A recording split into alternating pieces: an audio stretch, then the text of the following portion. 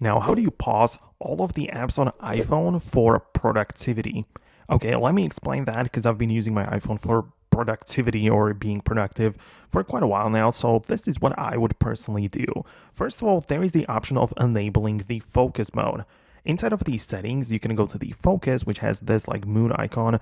You can get inside and there are like different categories. Usually people for productivity just choose the work focus mode, but the point is that you can customize it the way that you want, right? So you have the ability to block notifications and contacts or messages and calls from people and certain apps, right? So you can see that you can silence notifications from particular applications or take it from the other end where you only allow certain notifications or certain apps to notify you, right? So all of the other apps will be sort of like paused and you will not be able to use them. I mean, technically you can, but they will not really disturb you, right? The same thing as I mentioned for the people and contacts, right? So if you don't want to be disturbed by other people and want to be productive on your phone, then you can also disable like these notifications as well, right? So this is just one way or one method of doing that.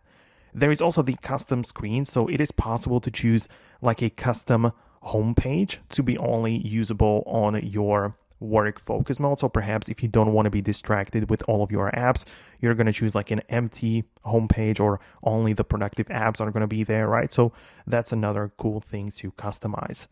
But the other part of this would be by going to the screen time section of your iPhone, and there you can literally enable something like downtime or set up app limits, right? So you can literally select some particular applications to be only allowed to be used for a couple of minutes per day, or select the time window, whatever, right? So you can see this is another way to pause some apps and make sure that you stay productive on your phone, right? So obviously I could go on and on with this, so I don't want to drag out the video too long. So let me know what you think below. Most definitely subscribe for more explanations and tutorials like this one, and I'll catch you later in the next videos.